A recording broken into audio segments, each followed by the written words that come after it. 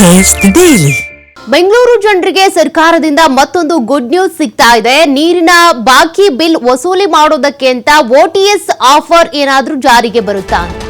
ಜಲಮಂಡಳಿಗೆ ಬರೋಬ್ಬರಿ 420 ಕೋಟಿ ರೂಪಾಯಿಗೂ ಅಧಿಕ ಬಾಕಿ ಇದೆ. ಹೀಗಾಗಿ ಬಾಕಿ ವಸೂಲಿಗೆ ರಾಜ್ಯ ಸರ್ಕಾರ ಒಂದು ಮಾಸ್ಟರ್ ಪ್ಲಾನ್ ಅನ್ನ ಮಾಡಿಕೊಳ್ತಾ ಇದೆ. ಬಾಕಿ ಹಣಕ್ಕೆ ಬಡ್ಡಿ ದಂಡ ಮನ್ನಾ ಮಾಡಿ ಅಸಲ್ ಸಿಕ್ಕರೆ ಸಾಕಪ್ಪ ಅಂತ. ಎಷ್ಟು ಬಿಲ್ ಬಂದಿದೆಯೋ ಅಷ್ಟು ಬಂದ್ರೆ ಸಾಕು ಅಂತ ಹಣ ಸಂಗ್ರಹಕ್ಕೆ ಪ್ಲಾನ್ ಮಾಡ್ಕೊಳ್ತಾ ಇದ್ದಾರೆ. ಅಪಾರ್ಟ್ಮೆಂಟ್ ಹಾಗೂ ಸರ್ಕಾರಿ ಕಚೇರಿಗಳಿಂದಾನೇ ಹೆಚ್ಚು ಬಿಲ್ ಬಾಕಿ ಉಳಿಸ್ಕೊಂಡಿರೋದು. ಹೀಗಾಗಿ ಶೀಘ್ರದಲ್ಲೇ ಓಟಿಎಸ್ ಆಫರ್ ನೀಡಿ ಬಾಕಿ ಸಂಗ್ರಹ ಮಾಡೋದಕ್ಕೆ ಅಂತ ಸರ್ಕಾರ ಚಿಂತನೆ ನಡೆಸ್ತಾ ಇದೆ. ನೋಡಿ, ಅನೇಕ ಜಲಮಂಡಳಿಗಳೇನಿರ್ತಾವೆ ಬಿಲ್ ಹಾಗೆ ಬಾಕಿ ಉಳಿಸ್ಕೊಂಡಿರ್ತಾರೆ. ಇಲ್ಲಿ ಲಕ್ಷಾಂತರ ರೂಪಾಯಿ, ಕೋಟ್ಯಾಂತರ ರೂಪಾಯಿ ಬಿಲ್ ಹಾಗೆ ಬಾಕಿ ಉಳಿಸ್ಕೊಂಡಿರ್ತಾರೆ. ಜೊತೆಗೆ ದೊಡ್ಡ ದೊಡ್ಡ ಅಪಾರ್ಟ್ಮೆಂಟ್ಗಳು, ಪ್ರತಿಷ್ಠಿತ ಅಪಾರ್ಟ್ಮೆಂಟ್ಗಳಂತ ಏನ್ ಗುರುತಿಸ್ಕೊಳ್ತವೆ, ಅವು ಕೂಡ ನೀರಿನ ಬಿಲ್ ಅನ್ನ ಪಾವತಿ ಮಾಡಿರಲ್ಲ, ಬಾಕಿ ಉಳ್ಕೊಂಡಿರುತ್ತೆ.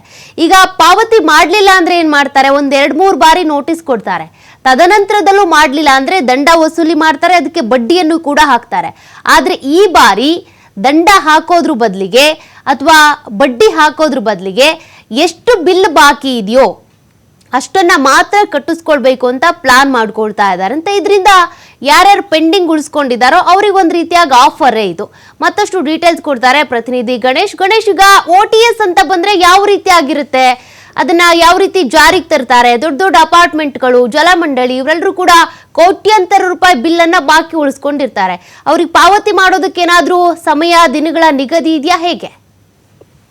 ಖಂಡಿತವಾಗ್ಲೂ ಈಗಾಗಲೇ ಬೆಂಗಳೂರು ನಗರ ಜಲಮಂಡಳಿ ಆರ್ಥಿಕವಾಗಿ ಸಾಕಷ್ಟು ಸಂಕಷ್ಟದಲ್ಲಿದೆ. 106 ಕೋಟಿ ಪೆಂಡಿಂಗ್ ಇದೆ ಈಗಾಗಲೇ ಬರಬೇಕಾಗಿರುವಂತದ್ದು. ಮುಖ್ಯವಾಗಿ ಸುಮಾರು 420 ಕೋಟಿಗೂ ಅಧಿಕ ಮೊತ್ತದ ವಾಟರ್ ಬಿಲ್, ಅಂತಂದ್ರ ಏನು ನೀರಿನ ಸಂಪರ್ಕವನ್ನು ಪಡ್ಕೊಂಡು ಹಣವನ್ನ ಪಾವತಿ ಮಾಡಿಕೊಳ್ಳೋದನ್ನೇ ಬಳಕೆ ಮಾಡ್ತಾ ಇರುವಂತಹ ಗ್ರಾಹಕರಿಂದ ಬರುವಂತ ಮೊತ್ತ 400 ಕೋಟಿಗೆ ಹೆಚ್ಚಿರುವಂತದ್ದು. ಅದರ ಕಲೆಕ್ಷನ್ಗೆ ನಾನಾ ರೀತಿಯ ಮಾರ್ಗವನ್ನ ಜಲಮಂಡಳಿ ಮಾಡ್ತಾ ಇದೆ. ಈಗ ಮತ್ತೊಂದು ಮಾರ್ಗ ಅಂತಂದ್ರೆ, ಹಿಂದೆ ಬಿಬಿಎಂಪಿ ಇದ್ದಂತ ಸಂದರ್ಭದಲ್ಲಿ ಬೆಂಗಳೂರಿನ ಆಸ್ತಿ ತೆರಿಗೆ ಏನ್ ಹೇಳ್ತೀವಿ, ಬಿಬಿಎಂಪಿ ವ್ಯಾಪ್ತಿಯಲ್ಲಿ ಆಸ್ತಿ ತೆರಿಗೆ ಇತ್ತು, ಅದನ್ನ ತೆರಿಗೆಯನ್ನು ಪಾವತಿ ಮಾಡುವಂತ ಸಂದರ್ಭದಲ್ಲಿ ಓಟಿಎಸ್ ಅಂತಂದ್ರೆ ಒನ್ ಟೈಮ್ ಸೆಟಲ್ಮೆಂಟ್ ಅಂತ ನಾವು ಮಾಡ್ತೀವಿ.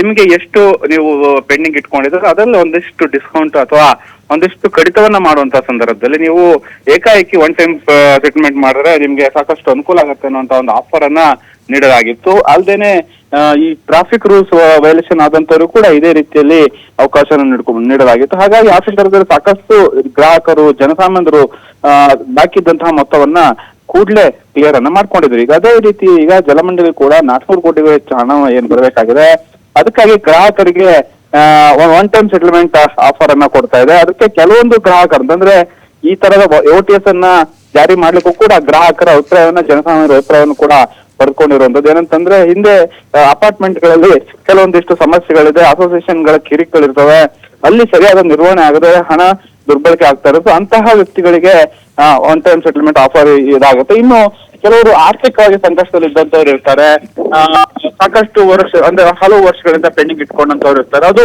ಬಡ್ಡಿ ಅಸಲು ಹೋಗಿ ಬಡ್ಡಿಯಿಂದ ಸಾಕಷ್ಟು ಹೆಚ್ಚು ಹಣ ಬಾಕಿ ಉಳಿಸ್ಕೊಳ್ಳುತ್ತೆ. ಹಾಗಾಗಿ ಆ ತರದ ಗ್ರಾಹಕರಿಗೆ ಅನುಕೂಲ ಆಗ್ಲಿ ಅಂತ ಹೇಳಿ ಹಲವು ಅವಕಾಶಗಳನ್ನ ಮಾಡಲಾಗಿರುವಂತ. ಆದ್ರೆ ಕೆಲವೊಂದಿಷ್ಟು ಕಂಡೀಷನ್ಗಳನ್ನು ಕೂಡ ಈಗ ಜಲಮಂಡಳಿ ಹಾಕಿರುವಂತದ್ದು. ಈ ಓಟಿಎಸ್ ಪಾವತಿ ಮಾಡುವ ಸಂದರ್ಭದಲ್ಲಿ ಕೆಲವು ಕಂಡೀಷನ್ಗಳು ಇರ್ತವೆ ಅನ್ನೋಂತ ಮಾಹಿತಿ ಇದೆ. ಒಟ್ಟಾರೆ ಏನಂತಂದ್ರೆ ಸರಿಸುಮಾರು 420 ಹೆಚ್ಚು ಕೋಟಿ ಏನು ಕಲೆಕ್ಟ್ ಆಗಬೇಕಿದೆ. ಅದಕ್ಕೆ ಬೇಕಾದಂತಹ ಸರಳೀಕರಣ ಹಾಗೂ ಗ್ರಾಹಕರಿಗೆ ಅನುಕೂಲ ಆಗೋ ರೀತಿಯಲ್ಲಿ ಹೊಸ ಆಫರ್ ಗಳನ್ನು ಬಿಡುವಂತ ಮೂಲಕ ಹಣ ಸಂಗ್ರಹಕ್ಕೆ ಈಗ ಜಲಮಂಡಳಿ ಮುಂದಾಗಿರುವಂತದ್ದು. ಓಕೆ, ಥ್ಯಾಂಕ್ ಯು ಗಣೇಶ್ ಮಾಹಿತಿಗೆ.